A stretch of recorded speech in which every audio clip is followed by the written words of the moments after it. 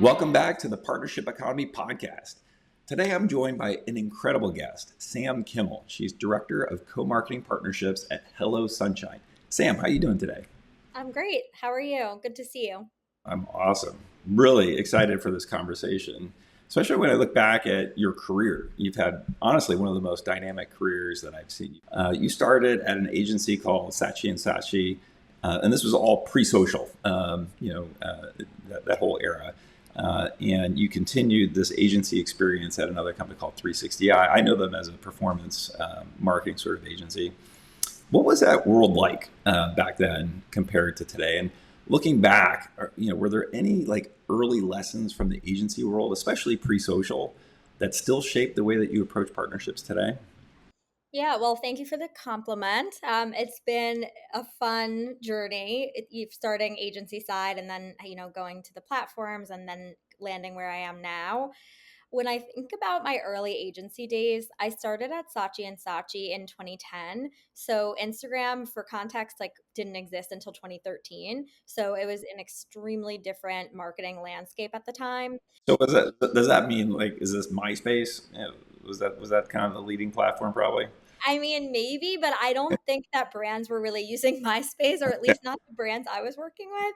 Hmm. So, it was very much traditional advertising at the time. So, I worked on J.C. Penney, and it was constant TV shoots and constant print. And it was really very traditional advertising. Then, when I made the move over to 360i, which was in 2013, that was right as social media was launching. And so I was really intrigued by 360i since they were really one of the first social media first agencies that existed. And my time at 360i was incredible because we were really kind of like paving the path for brands. So one of the kind of accounts that I was initially working on was Estee Lauder, so Clinique and MAC and all of those brands.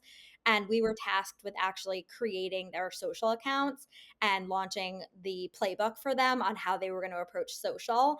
And I'm talking about really early days where the initial accounts were in my name. So, like, I signed up for their accounts, and eventually we had to kind of like call Meta and say, we should we should transfer this to the like official, brand email. But it was very, very early days and really cool to be part of kind of building what social media would look like for brands. Hmm. Yeah, excellent. So definitely early in that space. So from there, you made the leap into some social media platform experience first with Pinterest and then with TikTok. Two pillars essentially of the social media world, and kind of like what started a lot of the sharing that we see today. What were you responsible for exactly in those roles? Yeah, so I had really interesting roles at both Pinterest and TikTok. At Pinterest, I was on the sales side. So I was on the entertainment team specifically. So we did entertainment partnerships. And that basically meant talking to all of the entertainment brands and getting them to create Pinterest accounts and then working with them on their content and paid media strategy, which was really cool. So I worked on Comcast, I worked on the NBC properties, I worked on HBO. So many more. And that was an interesting time also because when I started at Pinterest, which was 2018, the landscape was very much still linear television. And then it quickly shifted towards streaming. So my initial conversations with brands were all about tune in and how we're going to get people to actually watch a show in somewhat real time. And then by the time I was kind of wrapping up at Pinterest, all the conversations we were having with brands were around acquisition to streaming platforms.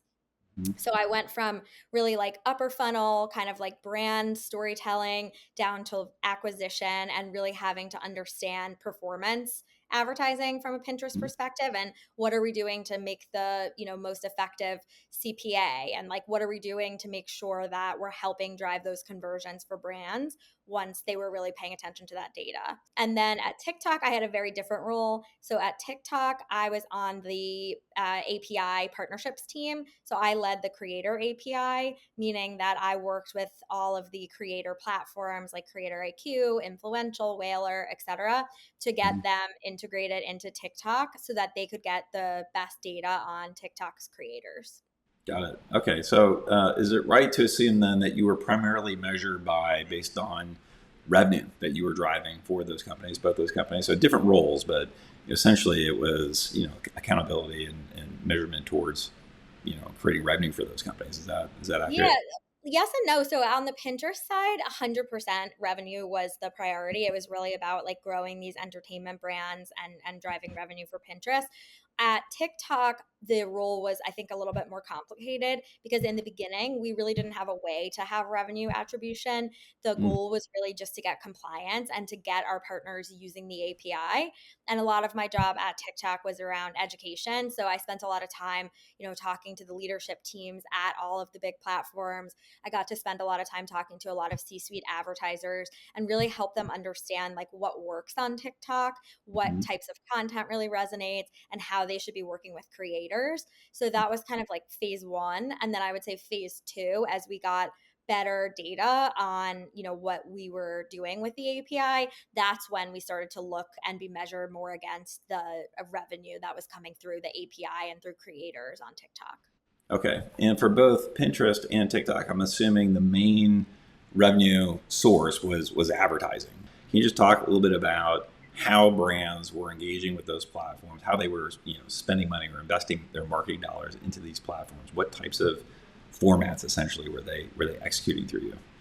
Yeah, so there was, I would say, like a big shift happened in the time that I was at Pinterest because video became much more important to the platform. So when I first started at Pinterest, it was definitely more of a static first type of experience. So with a lot of the brands we were working with, the content we created was static. And actually, just thought of one campaign that I really loved that I worked on at Pinterest. It was with ESPN, and they were wanting to drive more women to tune into college football championships and playoff Mm, games.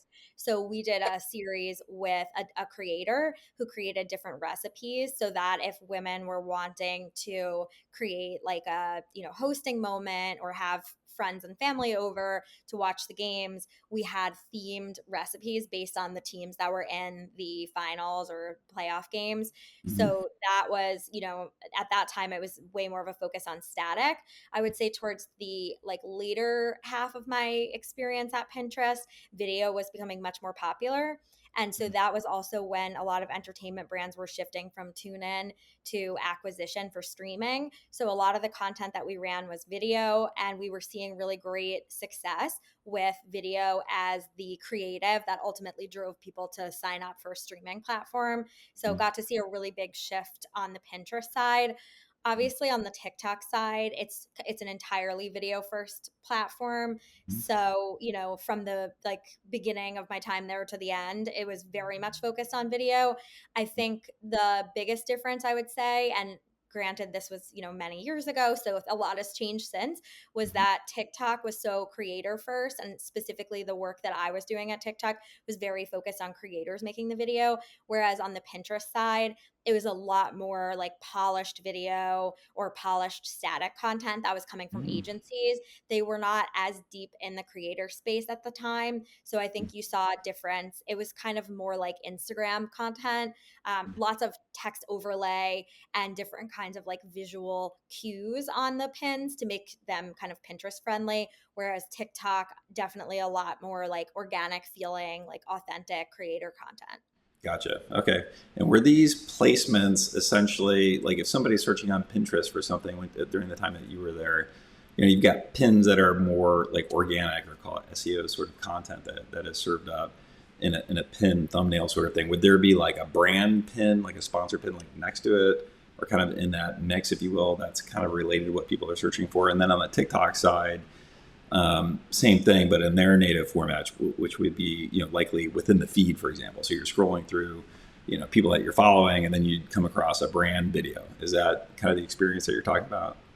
Well, I think what's interesting about Pinterest is when you're just kind of browsing Pinterest, you see multiple pins at one time. So I think Hmm. that is something that's really unique to the platform because you're not just seeing that one pin. Whereas on TikTok, obviously, you're just seeing the one video at a time. So you're very much in the space of like focusing on that one piece of content. And it's either going to be appealing to you or not appealing to you. So you're either going to stay on it or you're going to swipe to the next. On Pinterest, everything you're seeing is kind of like in context of other content. So, like to the point you're making, a lot of discovery on Pinterest is really interesting because even as a brand, like you have, your paid placement, but you don't necessarily control what you're showing up next to. Whereas TikTok, like you really are kind of one to one, Mm. where you're only seeing that one piece of content in the moment. So you're not necessarily getting like the contextual clues or, different kind of inputs the way you are on Pinterest. But with platforms like Pinterest and TikTok, they're of enough size where they can kind of create their own native formats.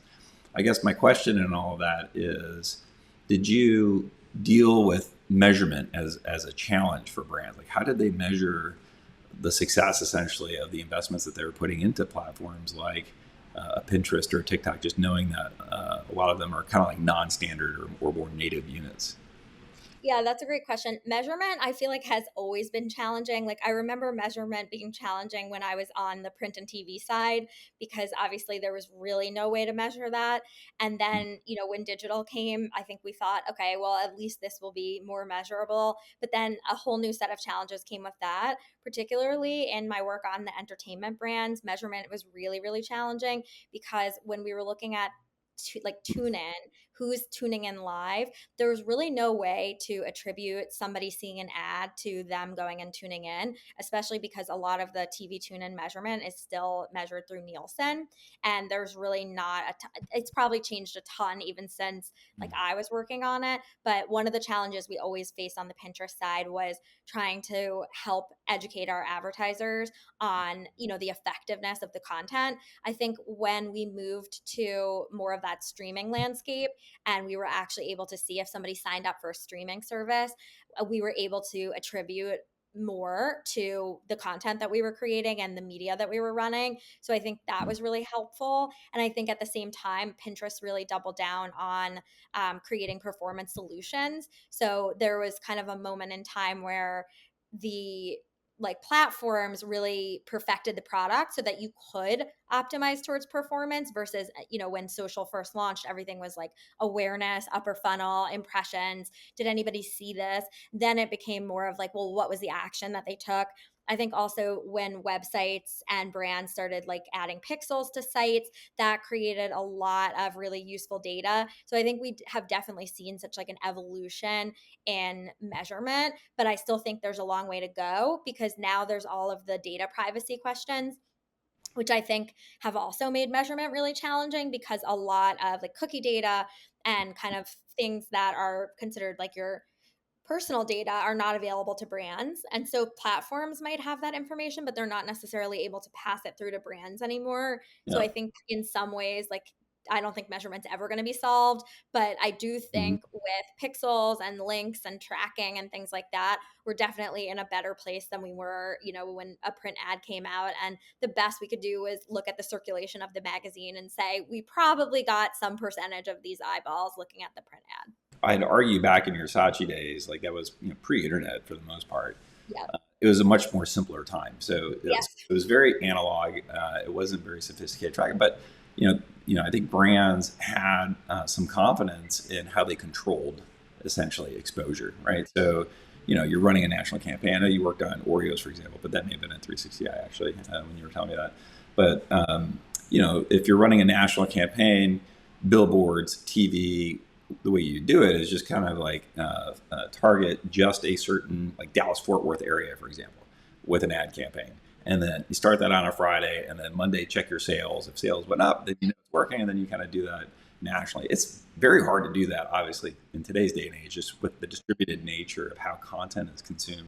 I have a great anecdote on that note. I was just reminded. So when I worked on Aveeno, we ran the Jennifer Aniston, like we created that Jennifer Aniston content Mhm. around Aveeno, Positively Radiant. It was a face moisturizer, and we ran the commercial during. I think it was like it was the Oscars. We ran the commercial during the Oscars, Mhm. and I think within 24 or 48 hours, the product had like sold out pretty much everywhere. And that, to your point, isn't going to happen today because not everybody's going to be watching the Oscars. A lot of people are going to be streaming it. Some people will get the Mhm. highlights on TikTok or YouTube or Snapchat. And I think we don't get that kind of like instant gratification anymore for the most part with digital. It's a lot more kind of looking at all the different inputs and then trying to figure out like who gets credit for what part of the journey and the funnel. Whereas with the TV ad, it was pretty straightforward. Like we made this TV ad, we aired it, everybody saw it, and then everybody went and bought the product. Yeah, yeah. I have to just call out that you're a very humble person, and I have to imagine that people who are listening, when they hear about your tour of duty at Pinterest and your tour of duty at TikTok, the way you talk about it is a bit nonchalant and humble. But I'm sure there's folks in the audience that are very curious as to what is it like working at these types of companies. Like, any big takeaways or things that you might want to share with the audience about what it's like. Yeah, well, thank you. I appreciate that. It was really cool. I really feel very grateful for my time at both Pinterest and TikTok. Pinterest was just a dream job for me. I've been a Pinterest user since the beginning. I love the platform so much personally. I still use it every day. So when I got the opportunity to work there, it was such a pinch me moment. I couldn't believe that I was getting to work at a place that I was so excited about, Mhm. and I really couldn't have had a better experience there. So I was there for about a little more than 4 years.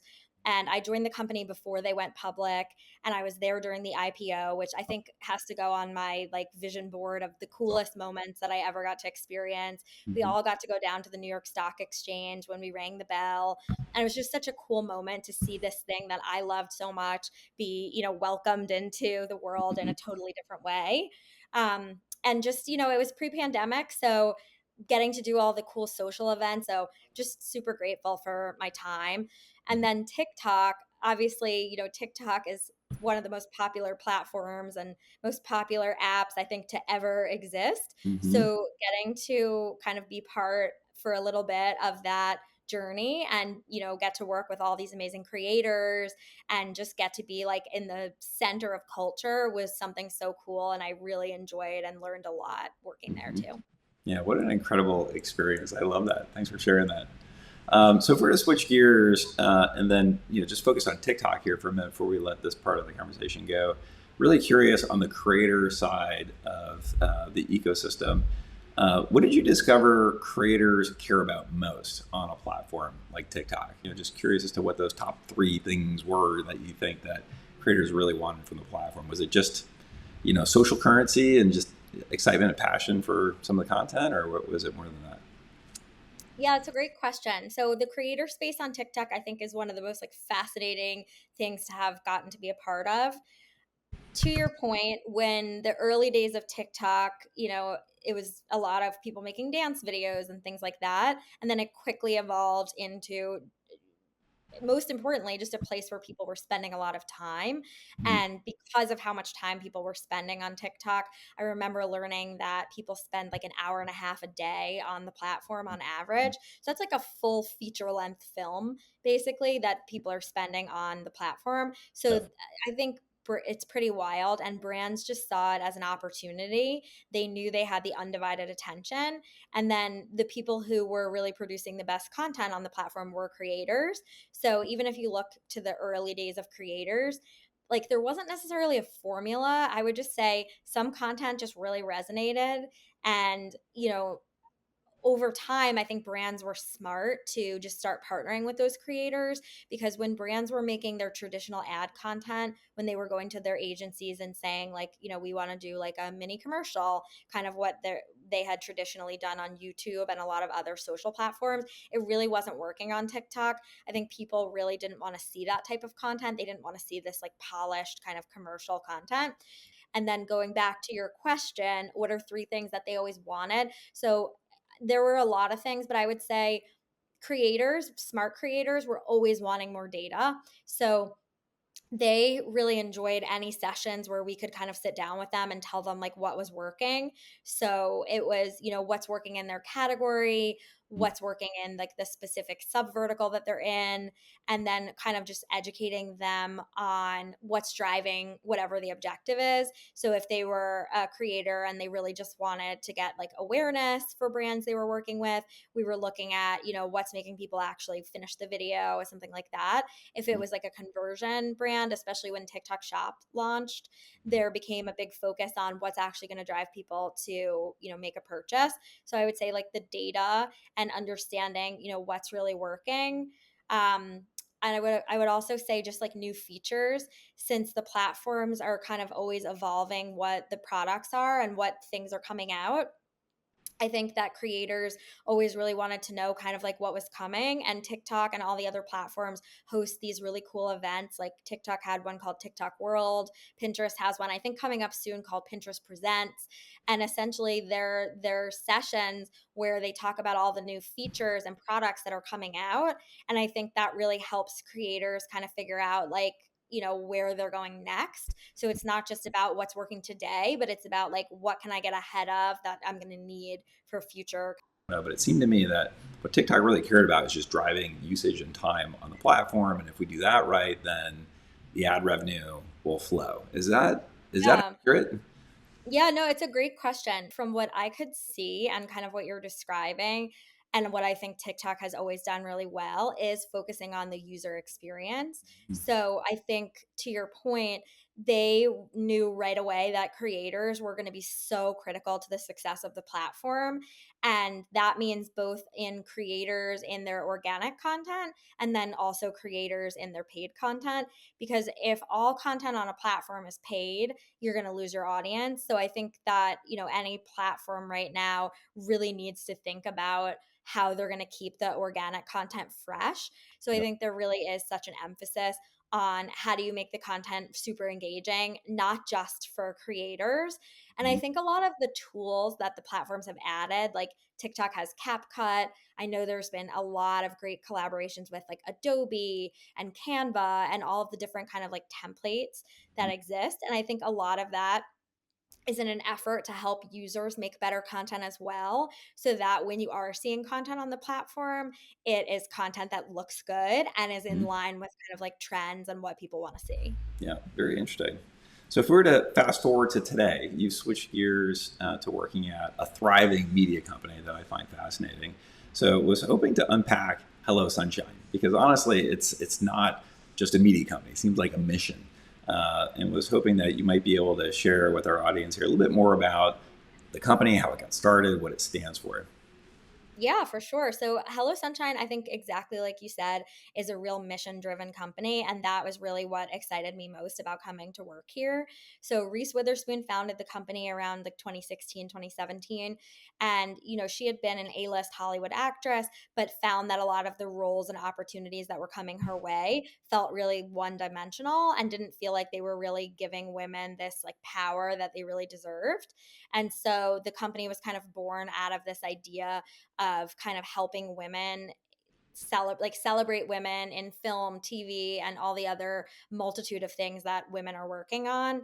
And so today there are a bunch of brands that make up Hello Sunshine. So we have the film and TV production side of the business where we make shows like The Morning Show, which our next season is coming out I think in like a week from now. So Mhm. everybody watch it on Apple. And then we have Reese's Book Club, which is a really, really awesome brand. Reese's Book Club, each month Reese picks a book pick, and then we kind of promote the book. So it's really driving people to read books written by women authors with women main characters. And that we've had over 110 book picks since that started. We've turned 80 or more of them into New York Times bestsellers. So huge impact on the book community and the reading space. And then recently, we even launched a kind of new extension of Hello Sunshine called Sunny, and it's really focused on the Gen Z audience, which I think is something that's really important to our company. It's really important to Reese. The idea that if we're going to change the future for women, we need to kind of focus on the next generation and help give them the tools and empowerment so that they can be successful and really have a voice in the world. Mhm. I think you may have left off a data point that I picked up in my research with you about just the size of the book club. Do you want to Oh, share that? yes. Yeah, it's a huge book. It's the biggest book club that exists. We have 5.3 million followers as of today on social and newsletter, which is Mhm. amazing. It's mostly women. We do have some men, but it's a really amazing community. Yeah. What I find interesting in you describing this business is it does seem to be the modern strategy for business, right? Like how businesses get started, like having a real mission, not like a made up mission, but there's like some real roots and authenticity to what Reese Witherspoon has started here. And I think that attracts a certain type of person, a certain type of customer. What I'm building up to is like how businesses monetize here. But what I find interesting, you made a point about the book club, largest book club on the internet, 5.3 million members, some on, but you're not monetizing that in any way. But what I find interesting is like the investment in community here, right? It sounds like partnerships are a big part of it. That's your key role within the company, but across this very diversified portfolio, within Hello Sunshine, could you just share a little bit, break down like how you're monetizing partnerships, how you're doing some of the collaborations, amongst them? Yeah, it's a great question. So, to your point, on the book club, we don't actually monetize the sale of books, and there's not an actual membership. So, it's not like anybody's paying us to be part of the book club. So, where we do monetize is through brand partnerships, and exactly kind of what you were hitting on. Brands really want to tap into our community. That's kind of the greatest thing that we offer is that we have this amazing community of people that want to get together. They're like-minded. They share the mission and the values that we share, and so brands really want to align with that. And so through our brand partnerships, we're always focused on what we can do that's going to integrate a brand seamlessly. And that's also going to benefit our community. So, one example of something really fabulous we did this summer, we worked with a hotel partner and we created reading retreats. So, we did 3 literary retreats this summer in really, really special locations, and we essentially brought an author, we brought some book talkers and members of the like book community, the book creators, and then we had actual guests who just registered to attend, and I was at 2 out of the 3 of them, and I can say that it was the most special brand experience that I've ever been a part of. We were able to create these 2-day kind of like sessions. I don't know what to call them. These 2-day retreats where we brought together these amazing women. We did have some men. There were husbands who came along with a couple of the guests, and we just got to read and talk about books and hear from the author about the inspiration. We did bookish crafts, so that's kind of a nod to my Pinterest days. We know that book themed crafts are trending on Pinterest, and people really, they're not just reading to read, they're reading because they really like the community aspect of reading. And really the feedback that we got from everybody who attended and the authors was that it was such a meaningful experience, and we're already talking about how we can do this again next year. So that's an example of how we collaborated with a brand, and really what we try to do is come up with these bespoke best in class partnerships that are focused on something that's really telling the brand story plus our story in a way that rewards our community. I want to bring this full circle. Just reflecting on where this conversation started. Now, what you're describing is a very different engagement, with brands essentially. And so, the key question that I think is on my mind, I'm sure on a lot of brands' mind as you describe this, is what you're describing scalable? In terms of how brands can invest to get their products. You mentioned your hotel collaboration. I think you've done events with like wine companies, Mhm. education companies. Is it scalable? Especially relative to other experiences that you've had in your career. Yeah, it's a great question. So, as far as is it scalable, I would say that there are parts that are very scalable. So, one example is we host an event every October. So, it's coming up next month. It's called Shine Away. It's a huge event that we do in LA. We have about 1,800 consumers that attend, and it's our opportunity to kind of tell the story of all the Hello Sunshine brands in one place. So through something like that, we have the scale of a large audience, and then we're using our social platforms, which have massive followers, 10 million on the Home Edit, 5.3 million on Reese's Book Club, and then several additional million on Hello Sunshine. So through the social and kind of newsletter communities that we have, we are able to take what we're doing. So even if we are creating like an IRL experience that, can't fit, millions of people, we are scaling the content and making sure that everything we're doing has a really great digital footprint so that even if you can't attend with us, you can still feel like you're part of the experience. And I would just say, I can't disclose a ton about this, but we do have some plans that are in the works that you'll be seeing soon, which are really focused on helping us create more digital canvas. Yeah. And I think you may have just touched on this a little bit, but how would you summarize what a good partnership looks like for you then? Like, the signals that it's working, how you're setting up commercial terms, even measuring across these different formats, content, events, podcasts, that sort of thing. How would you describe that or summarize that? Yeah, so I would say we know our community so well. Like we have such an amazing team at Hello Sunshine that really know what kind of content is going to resonate with our community. Mhm. So I love that we get real-time feedback. If we post something, we know pretty quickly, is the audience liking it? Are they, what feedback do they have? So I would say like content performance is always going to be really important. Obviously paid media plays a role in how content performs now in terms of like impressions and reach, but just seeing how the community is engaging.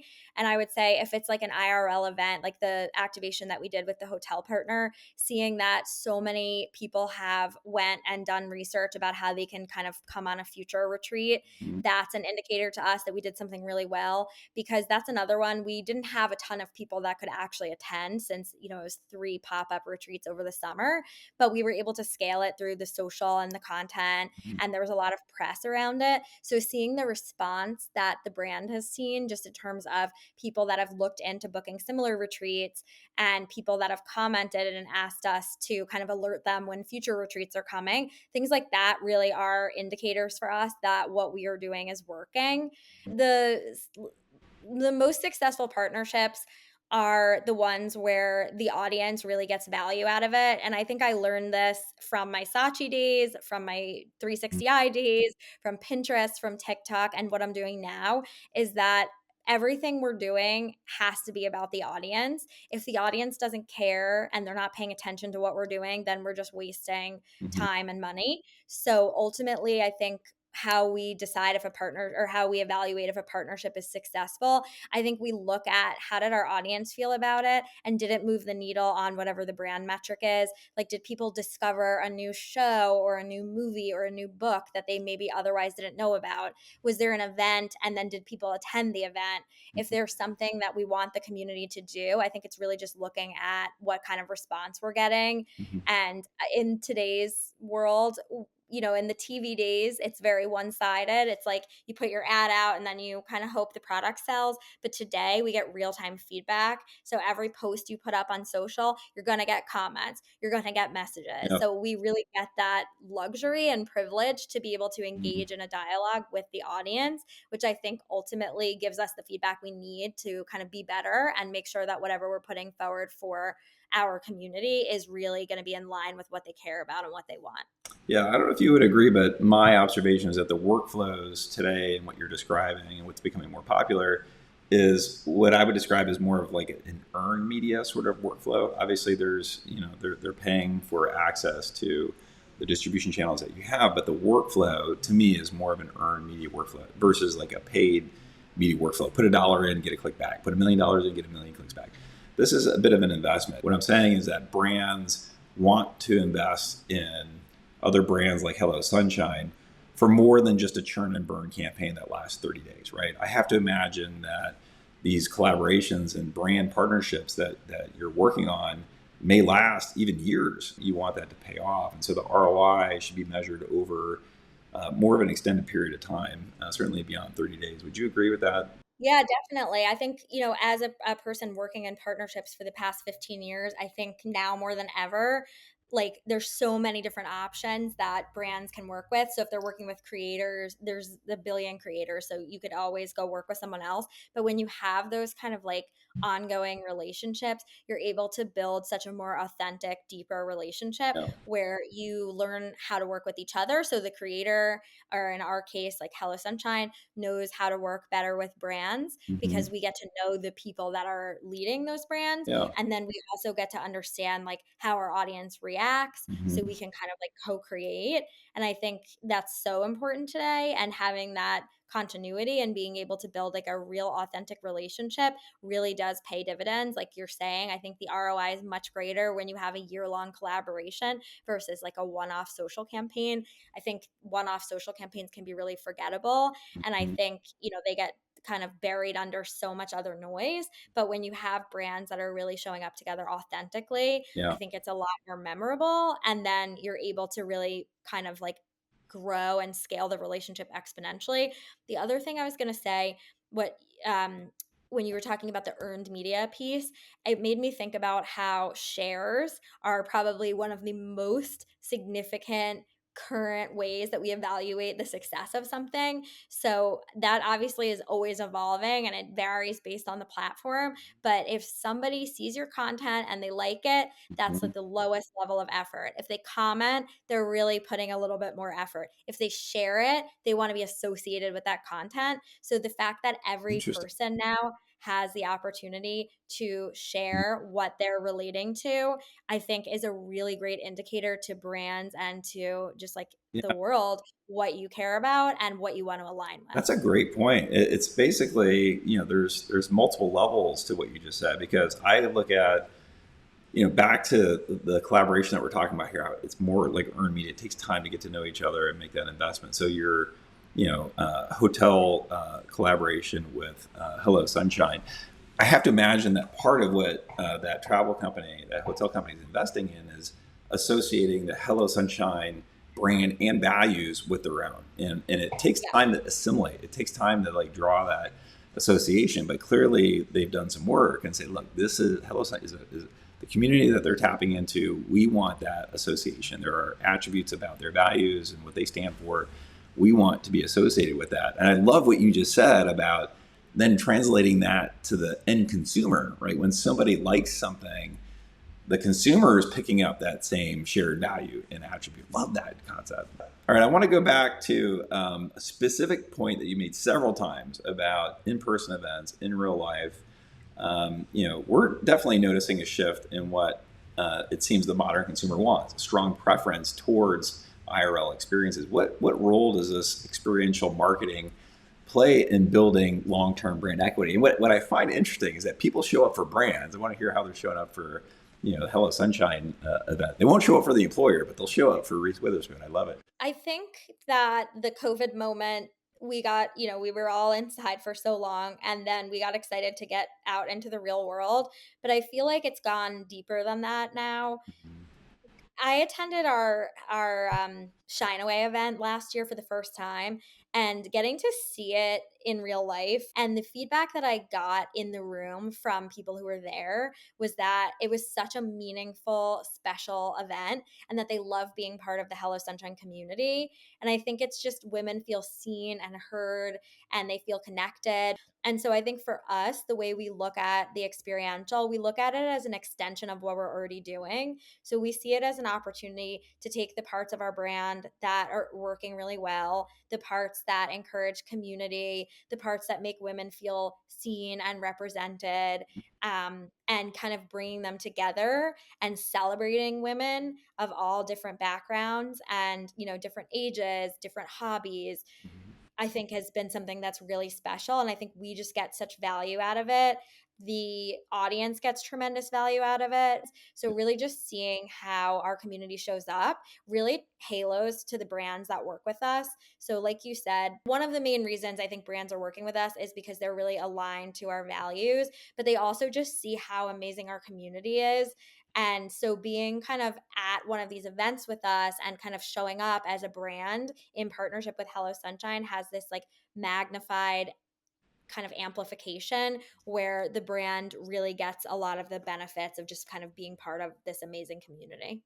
Yeah, that's very powerful. Honestly, what you just said, and I see that as like tapping into kind of the core human spirit, honestly. It's like, purpose is really what you're unlocking there. And it just seems with all the sharing that happens online, people are getting further and further away from community. So with you being, true community, like that authentic, like purpose and connection, I think, you tapping into that and unlocking that is very inspiring. So, I'm really glad that you shared that. Winding towards the end here of our conversation, you mentioned previously that creators, platforms are always wanting to know what's coming next. So I just wanted to ask you towards the end of our conversation here, what excites you most about the future of partnerships? What trends are you anticipating? What do you see going on? That is a wonderful question. I have no idea where the next, 15 years is going to take us, but I do feel like what I've seen personally that excites me is that the consumer is really at the center more than ever.